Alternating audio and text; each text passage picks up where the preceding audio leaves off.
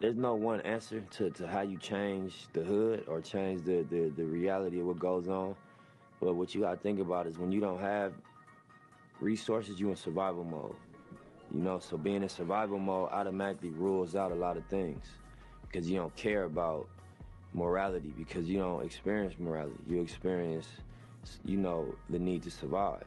You don't experience, fairness. You don't experience planning for the future. So I think once you get out of the survival mode, your morals come back closer to your daily decision making. You start thinking about what's right and what do I believe in. But until you get out of survival mode, you ain't got time to be worrying about right and wrong. You worrying about bottom line. There's no one answer to how you change the. So we like to offer a bit of a moment of silence towards the family, the friends, the fans of Nipsey Hussle, who was fatally shot and murdered in front of his own business yesterday. So we would like to take just a few seconds just to silently remember this great person who not only impacted hip hop but also the community that he came from and advocated for.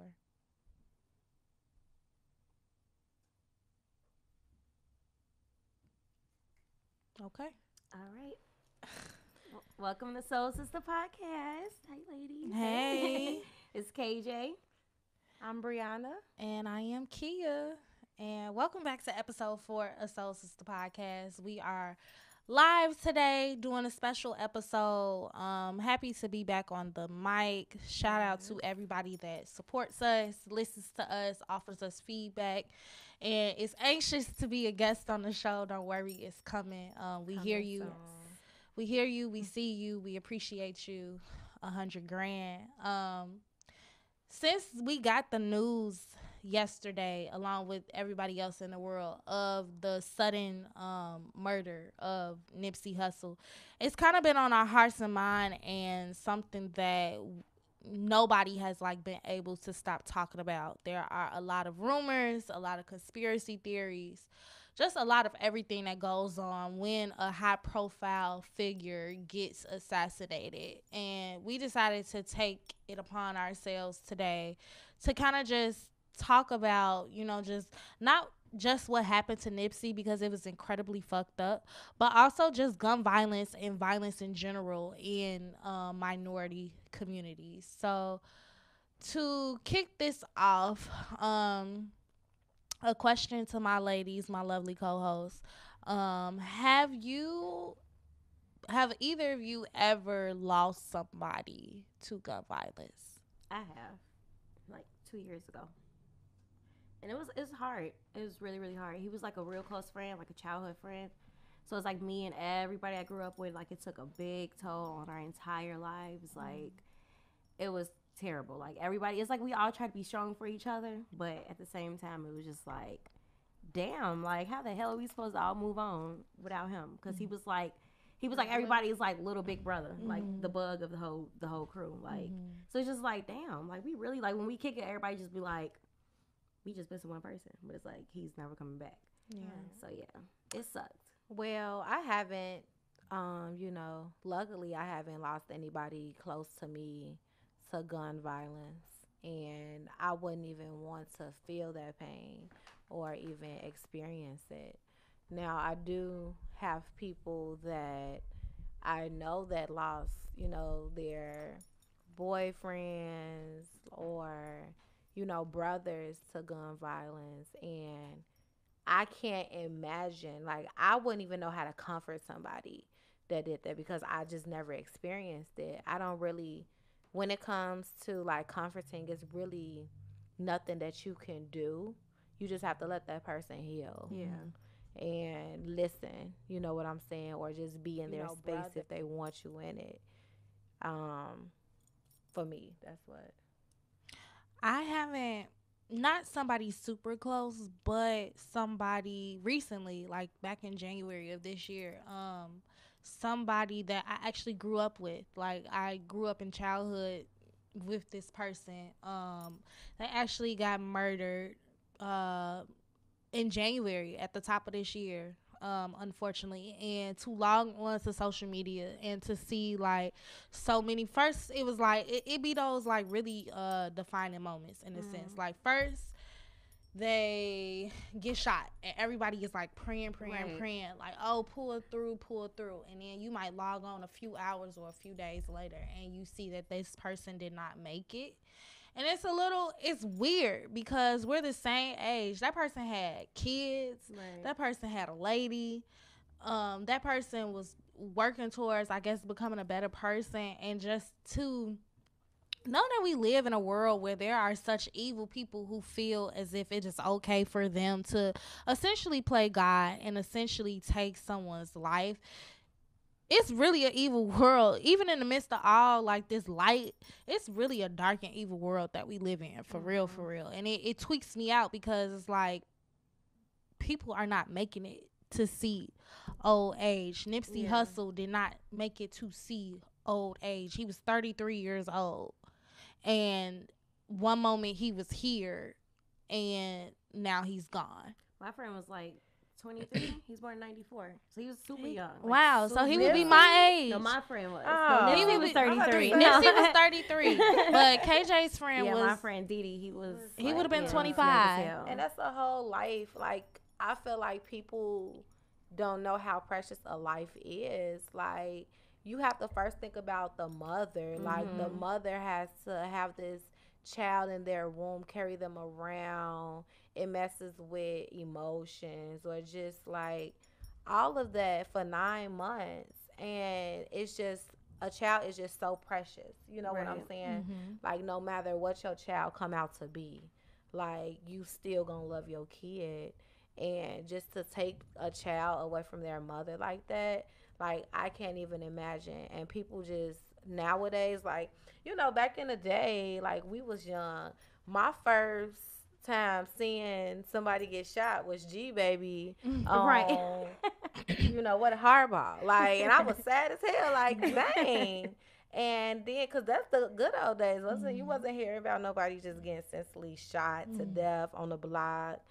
You know what I'm saying? That was really like a down south thing, if anything. But like in Chicago, I don't know what happened, but you do have to look at the stigmas when it comes to mental illness because it's a lot of that going on. It's a lot of these young dudes, and I honestly think it's young guys out here just killing, right? Because they don't know. You know, they doing all these drugs. They off the pill, off the whatever, and they not really knowing like just what to do, how to do it, or being around the people that really teaches you. You know what I'm saying? Or having that father figure. Yeah. So I think I've seen somebody get shot before. I was, and I say it's I'm hearing myself say this, and I'm saying it like I'm talking as normal as like about the weather, but that shit is like really, really traumatizing in a sense because I was preschool age. Wow. Was riding, it was a winter day, I will never forget this. Was riding in my grandfather's truck. I think he was either picking me up from daycare or taking me to daycare. And it was wintertime. We saw this guy running. We don't know who was chasing him or anything like that. We just saw shots. And all I remember is seeing blood splattered on this white snow. And it's a memory that I kind of like keep buried in a sense. But that's like the only time I've ever seen somebody get shot. Throughout my adolescence, my teenage years, and my adulthood, I've heard of people getting shot. Ironically, a lot of people I went to high school with, women, have been getting shot and killed and murdered, either by being in the wrong place at the wrong time, or maybe it was like a domestic dispute or something like that. But I've seen that before, and like it's really, really traumatizing. Like it's traumatizing. Like I think of people who like grow up in the hood, and it's normal. Like when I used to teach out west, I had students who had been to more funerals at 12, 13, 14 years old than than more graduations than anything else in life. The year before I got to the school that I was working at, the other teachers were telling me how that spring, summer, going into summer, it was a complete war zone. And kids, daddies, and cousins and uncles are dying. It was a war zone. I remember that. And I'm just like, and it was 2011? 2016. Oh, okay. The 16-17 school year. Okay. And I'm just like, this is insane. This is not fucking normal. Like, this is the state that we're living in. It's not normal. It's not okay. Yeah.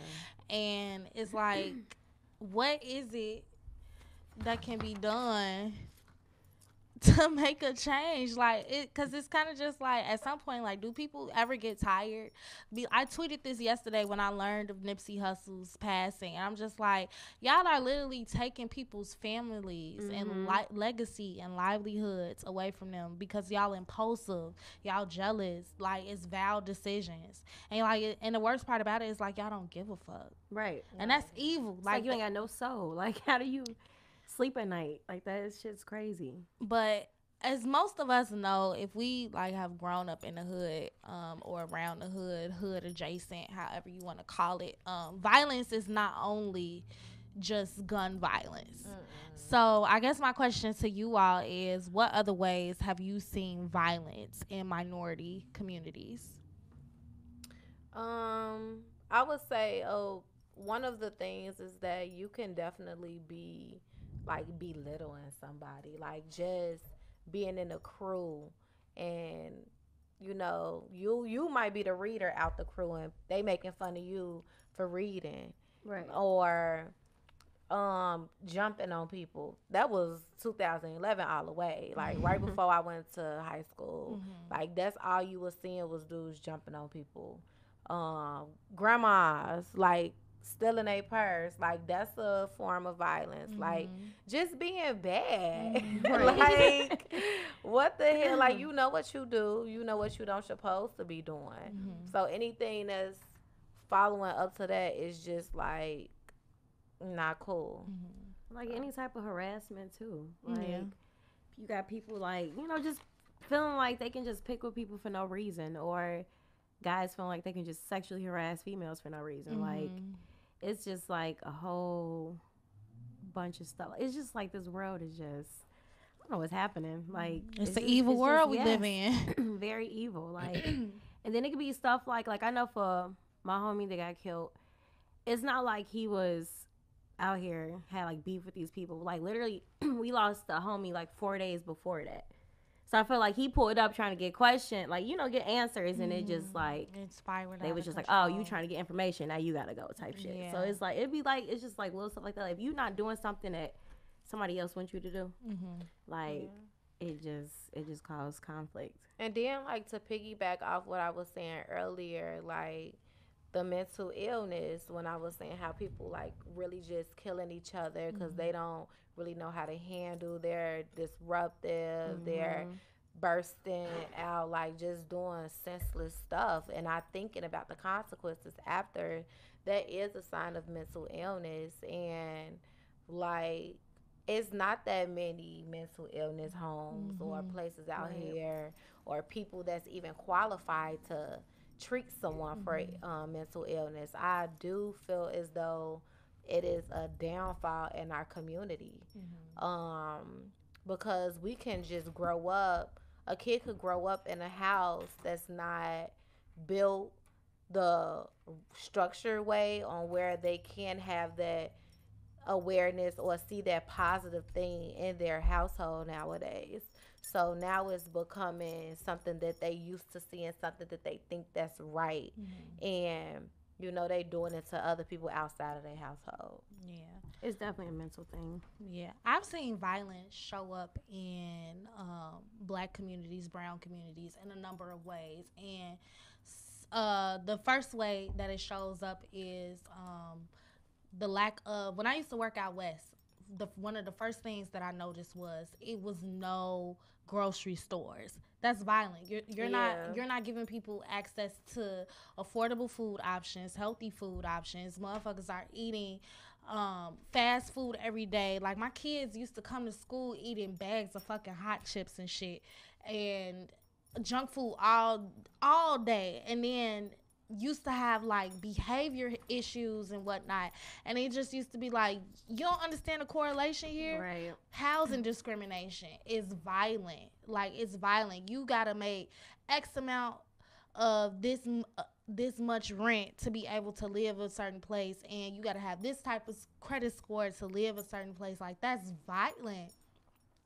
Violence also looks like just, police brutality. So, police are harassing you simply because of like the color of your skin. Like, that's violent. Rahm Emanuel closing those 50 schools in Chicago. Right. That's violent.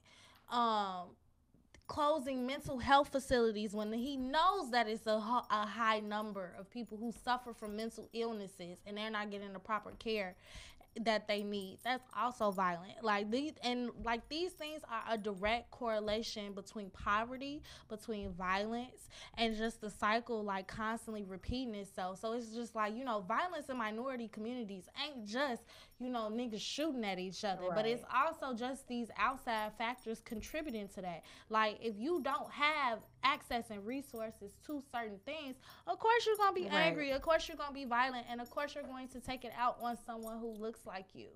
So it's kind of just like, I just be sitting back and I be looking at this world like, oh my God, like, why am I on this planet? Right. Like, why am I on this planet? And too, like, being, working downtown and stuff like that, you see a whole bunch of homeless people, and it's kids.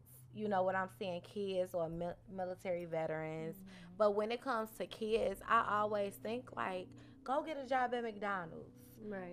Go sign up somewhere. Go help your community. Like, you might not have anywhere to stay, but they will definitely open up, the doors somewhere for especially kids to be at. But it's a mental thing to where they feel as though they just can't do it, or nobody has their back, which is a lot like true. Like, I definitely understand, but Chicago is becoming more aware. I feel as though it's a lot of things that's going on in our community that's helping, giving back to the homeless and trying to open up the mental hospitals or funding and stuff like that.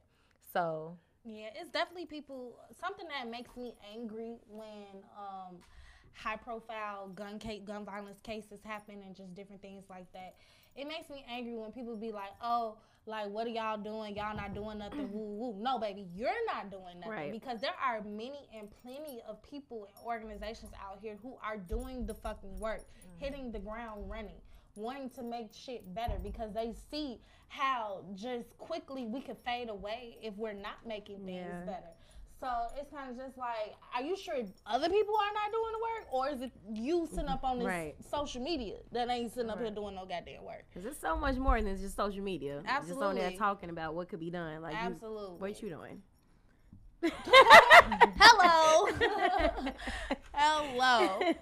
Hello. So speaking of that, so do you guys think that social media plays a role, like, in displaying violence? Like, do you think social media plays a role in the problems we got? Definitely. I feel like when they do all these music videos, when it comes to cursing or talking about gang this, gang that, little kids listen to that. And I ain't gonna lie, I like music like that too, because it can turn me up, but it's nothing that I will be inspired by. Right. Now, when little kids are listening to that, they are inspired by these men or these boys because they don't know no better. Mm-hmm. They think that is okay, to get away with stuff like that, listen to music and even do it. Like, little kids got guns. Them the ones that's killing everybody. Mm-hmm. But, like, it definitely inspires the motive behind these kids' heads and what's cool and what's okay when it's really not. Do y'all think it's an attack on black people to kind of like self-destruct, or do y'all think it's just like an attack? Like, cause I don't dabble in conspiracy theories, but But you know, I be reading and I be looking at other people's opinions and whatnot, and I'm just like, I mean, yeah, people in history have, you know, got assassinated for trying to do X, Y, and Z. But, like, do y'all really feel as if it is an attack on black people in America? I want to say yeah and no.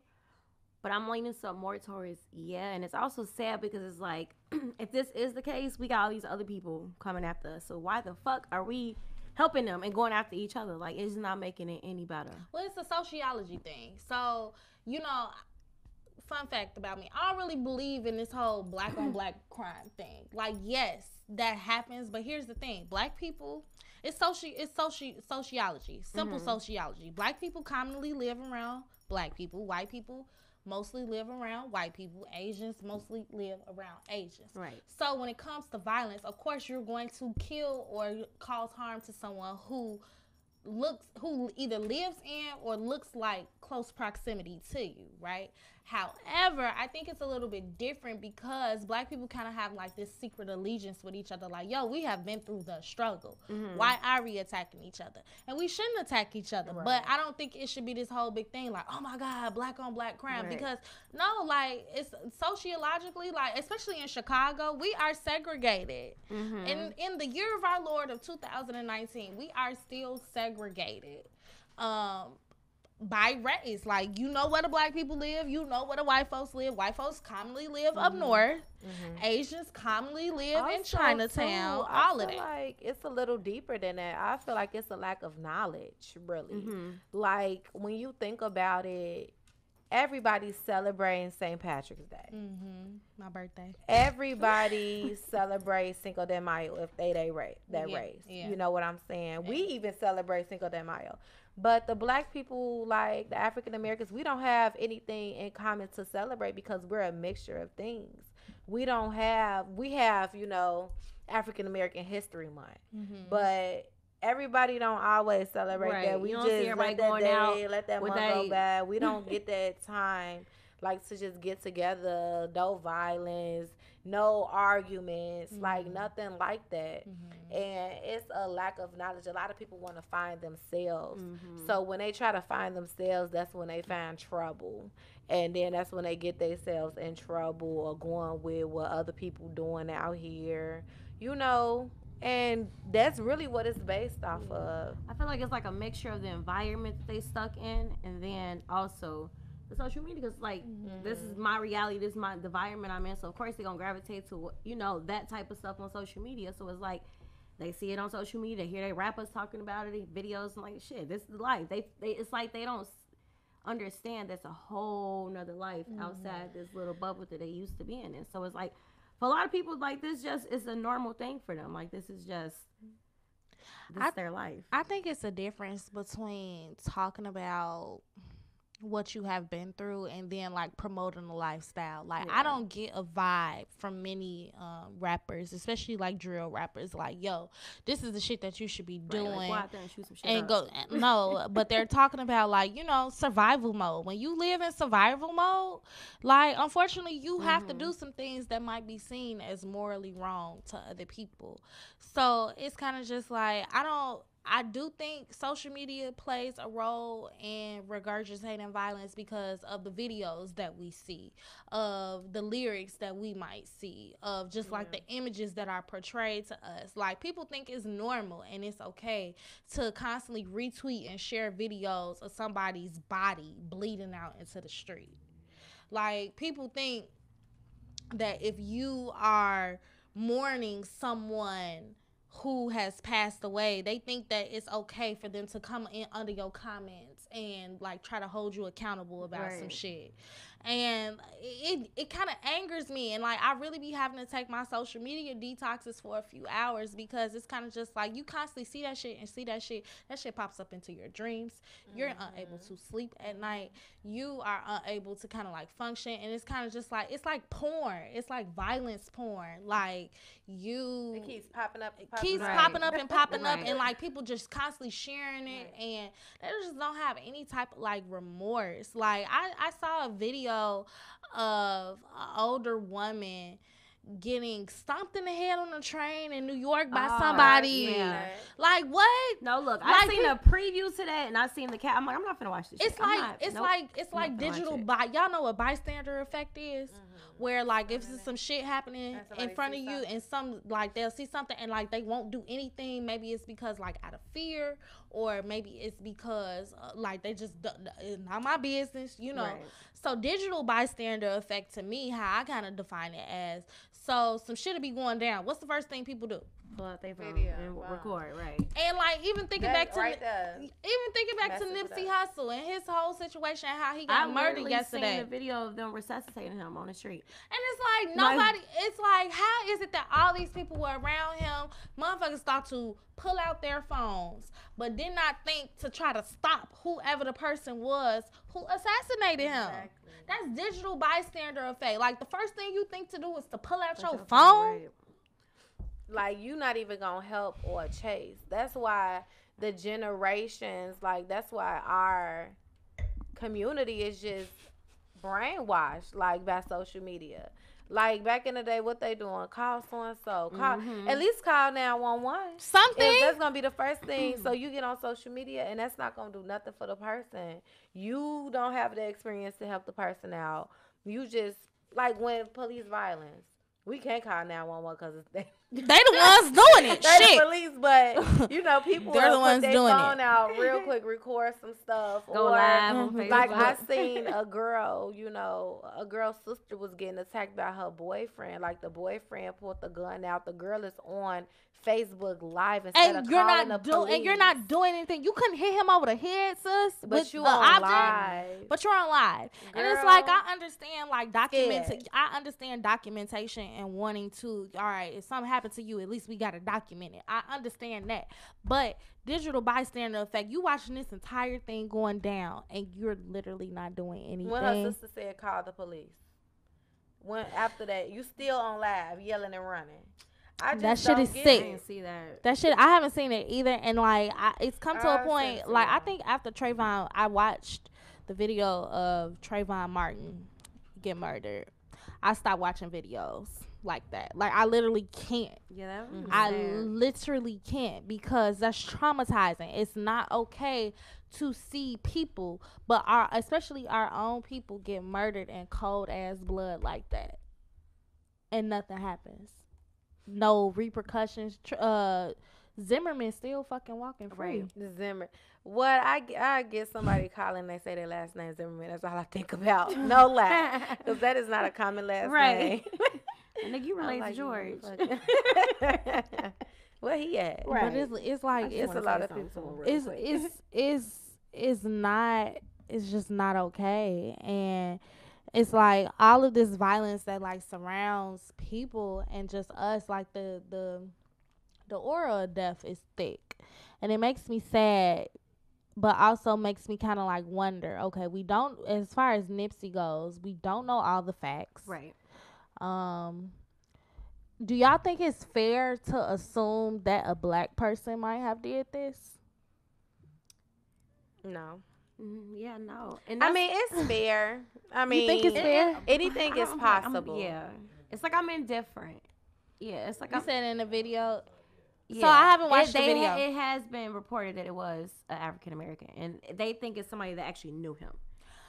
See, that's more okay. So, Yeah. It's like I he said, walked up to And him, like, that's when I thought about it, I'm like, this is somebody that gotta know his moves. gotta know it. Somebody's been even looking at him at every step that he's been taking for the past week, knowing that he was gonna be at the store. Cause I mean, honestly, if I was famous, if I had all that money, I'd be sending people to run to the store for me to check on some stuff or to pick up some money. But But you apparently he shouldn't was- have to creep around your own Yeah. store like But that. I did see that he often chills outside that store. Like it's a lot of videos of him like helping a homeless man outside that store See, and all and types that's of just stuff. what Like he he did. you know, that's what had me like. So what the fuck? Like first of all, it's his hood, it's his store. He- like everybody used to see him, like everybody respected him out there. So it was like that was what had me so confused. Like It who has the to be f- somebody who that the fuck wasn't did from it? out there. So from what I was so with me with Nipsey Hussle, I cannot name a Nipsey Hussle song. I really started paying attention to him when he started dating Lauren London. Yeah, me too. Because I like her. But just to hear about like just the positive things that he was doing in his community, like that was very much so very admirable to me. So to read that, okay, he used to hustle on the same block that he like created a fish market for, started up a STEM programs Like, to he owns teach the black building. kids how to Right. code and real estate and just all these different great ass things that like communities need. I'm like, wow, that's really fucking dope. Like that's Right. dope. Like this is beyond rap. Like Right. this is dope. And Like that's the thing. I didn't really know too much of his music either, but I did know he was doing for the community. And of course, I was like obsessed with him and Lauren London dating. But then I actually met him last year because he came up to the station. So I actually got to sit in while my boss interviewed him, and we also had conversations outside the interview. And he was cool as hell. Like, and that is the general consensus. Yeah. Like a lot of y'all that are in the media and have met him and have interviewed him, like y'all all have said the same thing. He was Right. a thorough ass dude. He was cool as hell. He was super humble. It He seemed wasn't like he Hollywood. never got loud. It Never. seemed like he No. never jumped he out of was his so body. like This how he chill. talk. And like, it's like one of them situations like his vibe was just like unmatched. Like I met a lot of celebrities, but you can tell he was a genuine ass dude. So it's like you felt it's like we all felt like we already knew him. Like I got a whole selfie with him. Like I didn't even want nobody to take a picture of him. Like we taking a selfie. He was just down for whatever. Like he just had like this real cool ass, positive ass vibe, and like everything that came out of his mouth was just like positive. Like he'll have you like, you know what? And I was looking at that, like when I was looking at pictures of him and Lauren, like it looked like he was telling her like good stuff, like teaching her what a man's supposed to be doing, and she just in almost every picture she listened. She like really Dimples on fleek. like damn, like listening. And No, I for love real. a man that could always teach somebody something or got an opinion about something. Like, please have an opinion. I want us to be able to talk. I want you to be able to teach me something. Yeah. So just that being a teacher, being someone that's influential in a community, being a rapper, and then for how he looked, looks can be very deceiving. Yeah. Like he definitely looked like he about that life, and I bet he was, but he was very humble and nothing really ever came up about him being violent like that at all. He reminded me of a young Snoop Dogg for young some Snoop. reason. Yeah. He Yeah. got that look. Smooth. That's that West He- Coast stuff. he's probably the epitome. I don't have a lot of experience with LA dudes, but I think he is probably the epitome of a LA man, like a LA nigga. Like he's smooth, like and wisdom, and like just how they walk and how they talk and like swagger. Like your spirit speaks before that you do, and you could tell like watching interviews with him and Lauren and just different things like that. Like you could tell like they had a lot of love and respect and admiration for each other. And I just cannot. It has to be I've buried people that I love, but like it hasn't been to a point where I'm burying a significant other. And honestly, Right. I don't want to get to that point. And I can't imagine it. I can't imagine like the love of my life being here one day and then some fucking coward like Right. takes him. And then like that's why I be saying like people do not be thinking like you're taking someone's son, someone's love, someone's dad away from me. Like that man had kids. That man had kids, yo. And it just, and I just think about like so many others who have lost their lives to senseless violence, whether it was by a gun, whether it was by, mental illness, whether it was by, just anything. Like y'all are taking people away from people. And I really just want to send a lot of love and light to Lauren London, because it's kind of just like I can't imagine like what you are going through. Right. Like I don't want to imagine it. Like, and it's kind of just like conspiracy theories aside, like I do feel as if it might have been someone who like I don't really care about like the documentary shit. Like I don't speak on shit that I don't know.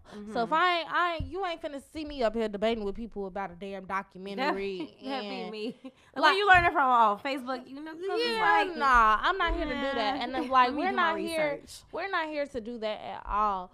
But it's kind of, it had to have been someone who was close to him. And like jealousy, I was telling Jake earlier, I'm like, jealousy is a very powerful emotion. Man, that is, people is killing their friends. Jesus got fucking murdered because of jealousy. Jesus got murdered because of jealousy. No, I'm like, not. it runs deeper than the ocean, okay?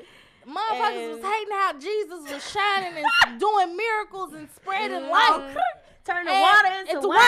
Come on now. How can you hate that? 2 loaves of bread and some fish. But no, sandals in the land. Okay. Come on now. Okay. And twisted ladder. And they nailed him to a cross. No, seriously, they nailed him to a cross. They nailed him to a cross. And you know, Jesus got murdered at 33. And he died for everybody else. And Nipsey Hussle died at 33. And it's kind of just like, and I was reading up on him. They was like, he had a God complex. Not really sure what that means. Like, okay, did you think you was a living God? I mean, we all are gods and goddesses, though, because, I mean, it's energy, it's spirit. But I just hope at the end of this, like, I just really want everybody to, like, chill out. Like, think about it. Like, come together. We always say, you know, Black Lives Matter, which it does. But really act upon it. We've been saying Black Lives Matter for the past, 10 years. Like, man, just really do something about it. Like, that's the only thing that we can do. Because it's just too much going on. It's just like a war zone, right? So you killing people just to be killed. Because you think ain't nobody gonna come after you. Right. Or you think ain't nobody gonna come after your people. And it's so a domino now with effect. that, it's a domino effect. Just with that, it's just becoming just outrageous, y'all. Like too much. And we already got people up against us already. So why be up against us, you know, as well? Like them and you. Like, come on now. So like, usually when things happen like this, people often feel as if they're like powerless and like they can't do anything, things aren't going to change, and just different things like that. But how do you all feel about like just moving forward with this? Because like we have to continue to carry the torch. We have to continue to try to be the best versions of ourselves that we could be, and we have to, you know, we just have to continue to make positive strides. So how do you all how do you all think we can go about doing that? And like whether it's something like you are personally doing or you have seen other organizations do, like how do you, when a influential leader gets assassinated, gets their life taken from them too early, how do you carry that torch essentially? Well, I am anxious to see, because Nick Cannon did recently speak out and say he gone. Because, you know, Nipsey Hussle was, if the conspiracy is right, it was because of this documentary. So I did see that Nick Cannon is supposed to be stepping up and, you know, taking the torch and running with it. And this documentary is still going to get out. So I'm just hoping, like, because, you know, you can see shit on social media. You know what, Nick Cannon, be safe, bruh. Okay. Because we got to protect Nick, y'all. Protect Nick. But, yeah, so it's like what he was saying it was a good move, you know, to step up and try to, you know, help get the word out to do what Nipsey was trying to do. But it's so much more than just saying you're gonna do some stuff like on who's social gonna media. Run his businesses? Like, are you really gonna do it? Yeah, I mean, I really don't care about a documentary because from what so not to be disrespectful, of course, because you're not supposed to speak down on ancestors. Oh God, let me drink.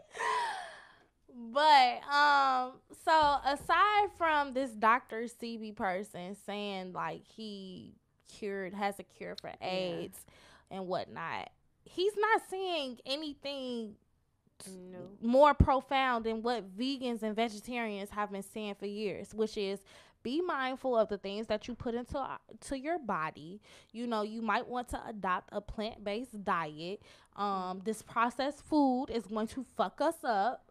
So you might want to, like, you know, incorporate more vegetables and more fruits and like just this really holistic and healthy living lifestyle if you want to live long. So I don't really see how that may have been enough for, you know, the United States government. I suppose, to want to assassinate him. Like, I really just, that ain't a train I could jump on.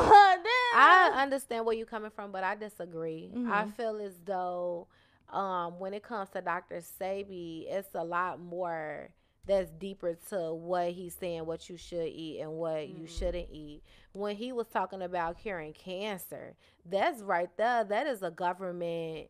We make money. The government makes money off of medication. The pharmaceutical companies is what the top producer of billions of dollars. That's $1 billion industry. Mm-hmm. They need people to keep coming to get a medication. Absolutely. To making it worse. People to stay sick. Absolutely. Who, if we cure cancer, they ain't not gonna make no money, period. Mm-hmm. I mean, I'm pretty sure there is a cure to like all the things that are out here. However, if you don't got the access, if you ain't white, if you don't have the resources, if you ain't rich, like one of them fucking millionaires, billionaires, he done had like 62 heart transplants and his ass fucking 80. Like, just die. Like, I keep calling you home and you keep banging and you keep banging the goddamn heart. Like, just die. And then meanwhile, okay, that's so wrong. Oh God, that is so wrong. No, I am not wishing death. Soule Sista Podcast is not wishing death upon anyone. But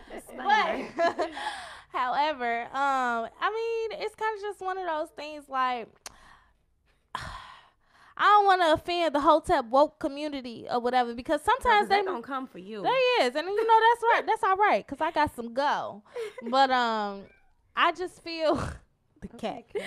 I just feel, you know, we have to take accountability. Like, I don't think it's fair to assume like, yo, a black person did this, because what if it wasn't a black person? So what does that say about our internalized like prejudice and, you know, racism that we might have towards our own kind? However, if it was a black person, it's like, you foul as fuck. Mm-hmm. You are like, bro, did you make money off of this? Like, who paid you to do this? And it's just like, it frustrates me because, okay, if it was all those cameras around and if everybody saw it, how don't nobody know what happened for real? They always keep shit hidden. That is the main. They keep stuff hidden so people could keep wondering. Ain't nobody in jail. Like, it's always. That's just they like, planned this before. They had to. Because the only surveillance that's been released is from a store that was diagonal. It was like, it's in the same strip, but it's like down there, so they look like you can't really see that much. It's like literally, it's his camera by his store. Why y'all ain't use that camera? But this is, I'm trying to get. He own all of these stores in this complex. They need to. I'm sure he got that stuff surveillanced out. You know what I'm saying? I'm trying to. It should have been a closer, because the video I seen, it's like you can't really make out. You see somebody coming out the alley, they walk over that way. Next, you know, you see people running, and you see a dude in the white shirt, which I'm assuming was Nipsey, fall to the ground. But it's like, I'm sure it was a camera that had a better and closer up angle than that. And they're not releasing it. And it's like, I wouldn't trust the police, because police. LAPD is pretty much they no different from fuck the police, right? In LA, in Compton, right? Like, so it's kind of just like the police in LA and the police in Chicago are not to be trusted, because they have done some really violent things towards these black and brown communities. So waiting around on these people to prove the truth, I don't even know. But I just kind of feel like he got set up, and it's super unfortunate. And so from Black Sports Online, we got a longer version of the surveillance video shows the shooter, the man in the dark short shirt, opening fire 3 times on Nipsey Hussle. He shoots Nipsey once, starts walking away, then comes back a second time and shoots again, and then a third time. After the third time, he kicks Nipsey and flees back towards the alley where we initially saw him enter the video. Multiple sources tell us before the shooter unloaded, he had a tense convo with Nipsey. We were told Nipsey asked him if he had snitched to cops in the past because that was the word on the street. We're told that the suspect felt disrespected, and left to get a gun, then returned to get revenge. Like, how did all that shit happen? That don't even fucking sound right. And if y'all notice, then why didn't y'all do anything to protect him? Right. And I don't know. Maybe Nipsey was the type of person who was not, walking around with security. He ain't need that shit. But at the same time, it's just fishy. It's just fishy, and it's just an unfortunate situation. But I'm not here to debate conspiracy theories, and I just think it's a very fucked up situation. Jealousy is a disease. How do you cure that shit? Seriously. Okay. Fuck AIDS, fuck cancer. How do you cure the disease of jealousy when somebody is literally trying to, and literally walked what he talked and bettered his community and did all these different things, and then it could all, even though his legacy won't die, and I'm pretty sure like people who love him and who fuck with him will keep his legacy alive. It's just a little different because he's not the main one orchestrating it now. Yeah. Like it like death is rude and inconsiderate. It is. It's like a thief in the night. It's like a thief in the night. It is, cause it's like even me when my homie passed away. It's like me and everybody, girl, we're still not over that. Like this is his birthday month, so it's like I'm already knowing I'm gonna be in my feelings on his birthday. Like it's just like it's a feeling that never goes away. So it's like, how could somebody how could y'all do that to somebody? Because it's not. I get you probably hate that person, but it's like it's deeper than that. I had to watch his mama bury him. Like me and all my friends, like our lives would never be the same because of it. It's like it's so much deeper than whatever beef you got with the person. Like, and then it's like. What if one of our friends want to get revenge on y'all? Now it's just gonna be like a domino effect. Right? It's like, and I feel like that's how it is. Like one person's upset because they homie got killed. Now they get a revenge, so it's just like an ongoing cycle, and it's just terrible. Yeah, it's like really terrible. It really is terrible. What things do you all think we can do, and like we as in like I guess Black people universally? I really don't know. What all do you think that we could do to like just move forward and continue to like protect the Black community? Because a lot of things I've been seeing on social media, of course, we've been pouring out love and support towards Black men. And I mean, we should, because everybody has a special Black man in their life, whether it's a platonic or romantic relationship. And I'd be fucking sick as shit if my dad got murdered or if Boo got murdered, and just what I can't fathom it. Like one thing that I know people would usually say, like make sure you go do a concealed to carry class, carry guns around. But don't you think guns are the problem? That is, I feel like they need to do like back in the day. Fight that shit out, box that shit out, boxing gloves. There needs to be more boxing. Get in the gloves. That's a way to carry out your anger management. Like this gun stuff, but a lot of people don't know how to fight though. That's how they handle, and that's not the right way. So I don't know what we need to do in this community, but something gotta stop. I think there needs to open up more. My bad. Open up more things for the men, like for young boys, for them to get involved. All they do is play basketball and video games anyway. Right. Open up more big arcade where they just got TVs everywhere playing video games nonstop. I think if it was more stuff like, for the dudes in the streets, I feel like that would help because, let's be real, like a lot of them, they had to do what they had to do to survive, and that probably landed them in jail. Now they felons, and it's like they can't get other jobs. Ain't nobody gonna hire felons. So it's like they're forced to be in the streets, and that's where the problem lies. Like this is all they know. So it's like they forced to be in the streets. You gotta do what you gotta do to survive. Yeah. So I feel like if we did have other stuff to like, other things like maybe like more opportunities for felons to get jobs. I mean, then they won't be on the streets. Then it's like, so it sucks because I feel like I don't know. I just feel like. But the streets is too, like what you just said, like that's the main source to get their money. Right. Especially, it's a lot of men out here that's in these jails. And when they get out, it's hard to get a job. Yeah. They need more rehab services to where it's a lot of different community homes or outreach programs or even jobs accepting people that's been in jail because there's so many of them. So the only thing they gonna be able to do is be on the street, get money that way. That's the only way I look at it. I think in order for this thing to end realistically, like they need to quit um closing mental health facilities. Like I think all black people, brown people, whatever, we need access to counseling services because we go through a lot I of know I do. PTSD and just traumatic shit on a regular. Like if you see like I work with children and to hear their stories and like why they act the way that they do and the things that they have seen, I can't fucking fathom it. And I'm 25 years old and I cannot fathom that. So imagine how a kid who is not cognitively developed all the way, seeing their homie, their friend, sister, brother, uncle, daddy getting murdered in cold blood and having to bury them. So I think it definitely needs to be more mental health facilities. I think it needs to be more access to healthy food. I think it needs to be less school closures. I think it needs to be just all these just different things. Like unfortunately, it's no one set answer as Right. far as what can fix the problem. We Because can some of the get all problems, these things, but it's gonna take motherfuckers to actually want to. And it's gonna take a lot of money. They gonna honestly, need to too. want it, and it's gonna be like a pride thing. Like they probably gonna be thinking like, oh, if I go talk to this damn therapist, all my homies gonna talk shit about me. Like and yeah, we just it gotta definitely, get, it gotta just we get definitely need to normalized. we definitely need to like decrease the stigma when it comes to therapy Or because just smoke therapy a is lot dope. of weed.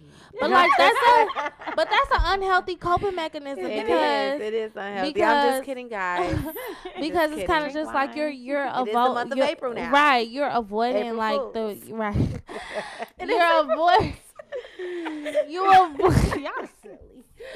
You're avoiding like the real situation that's going on. And I'm just kind of just like I get frustrated because it's kind of just like, is it really a light at the end of this dark ass tunnel that we're in? Like how do we continue to move forward? How do we continue to how do we continue to like just want to do better? Because a lot of people get like frozen in fear. Unfortunately, they just be like, well, shit ain't gonna change and I'm just put my head down and man my business. But it's kind of just like me, like I'm gonna continuously pray over everybody, men and women that I love, you know, even the ones that be in the streets, because regardless, getting killed too now. I told y'all, a lot of girls that I went to high school with who graduated in the same year that I did or maybe a couple years before, I could probably name you about 5 who have been murdered. What high school you go to? Harlan on 96 in Michigan. And no, that shit is wild to me. Like, so yeah, it has crazy. been dudes who have gotten murdered as well. But like, no, like this shit is wild to me. Like, it's women getting murdered as well. But with that being said, Spread peace, guys. we Put the guns down. please put the fucking guns down. Please. Like, y'all don't get tired. Like, I would really love to interview a murderer one day. I And do that shit too. and that shit sick. That's deep. I do. That too. shit No, sounds no, sick. yeah. But I would really love I ain't gonna to. lie, I'd be scared. I wouldn't be scared. I feel like I just would want to like pick their brains Right. because it's like because like I said, jealousy is a very powerful emotion. So at what point did you think that it was okay for you to play God? Like I think murderers have a God complex as well. Like They you do. think you could play God to the point where you could just sit up here and take somebody's Right. life. But then what if it's a situation where you didn't even mean to take somebody's life and it just kind of happened? And it just happened. And I it would just love happened. to interview him. I would love to interview a murderer to Well, like we gonna just find And you know what I notice I do? Like, if I talk, because I used to be attracted to street niggas, you know, so it's like now when I like see street niggas, like, it's like I really want to sit them down and like talk to them, like, because it's a whole nother fucking It's life so out much here. shit that they It's could do. a whole nother life and out I understand here. it's survival. Like it's Yeah, if you are yeah. not about that life, like it's so super easy to judge from the outside looking in. But when your mama is on drugs or you never had a daddy around and like I have to, like I say, I work with students and they have to be responsible for Yeah. their whole entire family, and they're not even Yeah. old enough, legally old enough to work yet. So I understand why people get mixed up in the shit that they do. I get it, Yeah. but at what point do we continue, like, do we hold ourselves accountable, and like, do we be conscious about the decisions that we make and how our actions affect others? Like, we not just living this life for ourselves. Right. So I really, like, I pray for my street niggas. Like, I know niggas in the street. I know, and you know, unfortunately, like, I kind of count down to the day where I'll be like, you know, I'm gonna get a phone call one day, and I hope I don't get a phone call. Right. But it's inevitable. You know, and nobody deserves to, regardless of what they have did, nobody deserves to have their life taken from them. So I'm not saying that, but it's kind of just like, be mindful of the decisions that you make, in a sense. So with that being said, episode 4 of Soule Sista Podcast, rest in peace. Honestly, okay, I have a thing. Like, when people like, when people get murdered, I be feeling some type of way when people say rest in peace to this person, because if they didn't die of natural causes, how can we say that this person is, they say rest in purpose or rest in power? Yeah. Rest in power. Yes. To Nipsey Hussle, sending love and light to Lauren London, their family, their kids. Like, this was somebody's dad, G. Somebody's loved one, somebody's soulmate, and people just took him like that in his hood that he grew up in. That's literally the wildest shit I've ever fucking heard. Right outside his own business. Right outside his own business. And then rest in power to anybody else who has experienced gun violence, any type of violence, honestly, whether you are an effect of not having proper resources in your neighborhood, just different things like that. Hopefully one day things get better, but until then, we gotta kind of like be the change that we want to see. Yeah. And rest in power to Dee Dee, my homie. Dee Dee. Yes, Yeah. Dee Dee, we're out. Well, thank you all for listening. Thanks for listening. Episode Shout out to 4. Mouse House Studios, of course. Of Shout course. out to this wine. Of course. That Dab didn't want to give me a refill. For. Right. He didn't even buy us food this week. He showed This didn't, y'all. So. Mm. And we're finished. Thank you All guys right. for tuning in.